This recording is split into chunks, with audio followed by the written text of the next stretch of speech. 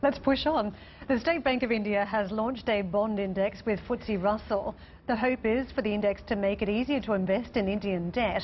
The FTSE SBI Bond Index series collaboration was signed during Prime Minister Narendra Modi's 2015 visit to the UK. Arundhati Bhattacharya, Chairman of State Bank of India, joins us from the London Stock Exchange to tell us more. Welcome to the program. We just saw some vision of you ringing the bell there at the Stock Exchange this morning. Let me ask you about how significant a milestone this is with the launch of the bond index here in London. We really feel that it will turn out to be quite significant. Today, if you look at the Indian market, it's around $1.7 trillion, of which 770 million is government issuances. International investors had no transparent benchmark or index on which to base their decisions regarding investment in these papers. And therefore, we believe that this index that we have launched today will give them that ability to take their decisions. We are also hoping that we will be able to get a few products like ETFs based on these indices to enable a larger population of investors to come into India. I don't want to be a cynic here, but one of the big stories coming out of India is the lack of willingness by the government to underwrite bad debts effectively across the banking system, which means it's very hard to clean up some of the non-performing loans just at a time where you've got a cash call for international investors to put money into the bond market. Are there links here, and should investors be a little bit concerned about what they're buying in India?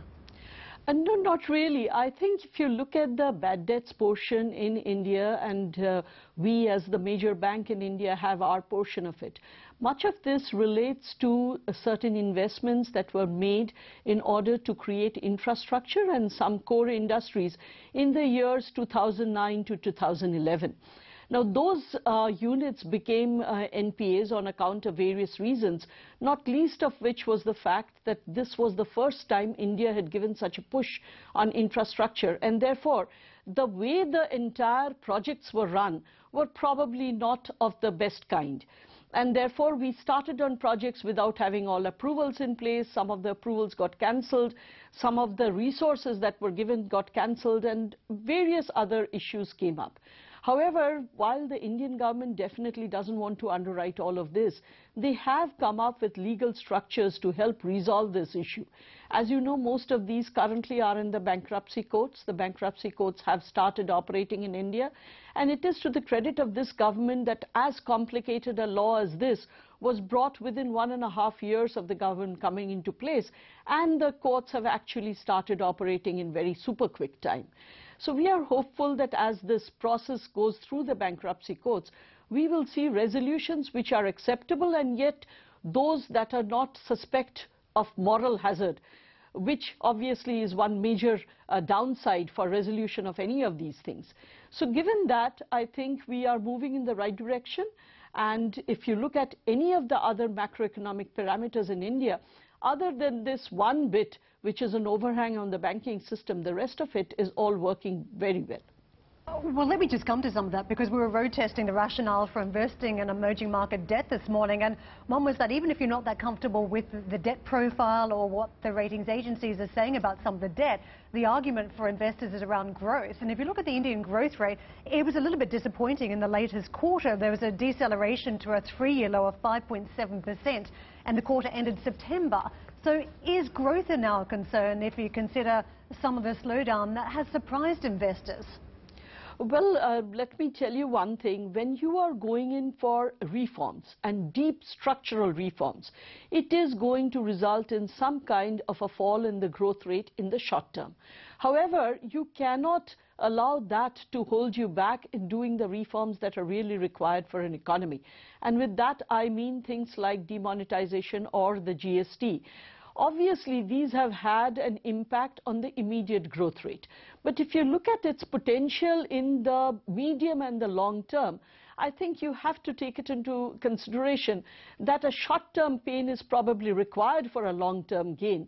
And one must look at it in that context instead of just taking a few numbers and saying, well, things are not coming up to our expectations. I find it hard to believe almost that Arun Jaitley is preparing a stimulus package for an economy which has previously been growing, outperforming China and that as well. So Are the government finances a source of concern for you as well? We're talking about big current account deficit, fiscal deficits rising to as high as 4% of GDP going forward as well. Are you worried that the government hasn't got the firepower to stimulate the economy in the way that you'd like to see?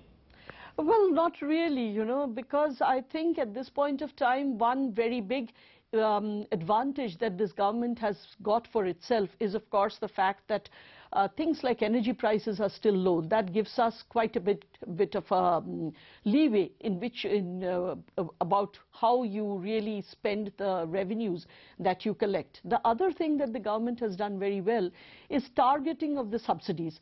As you know, today most of these subsidies they are trying to disburse through what is called the direct benefit transfer, meaning they are transferring the subsidies in cash into the accounts of people who are identified with a biometric identification, unique identification number.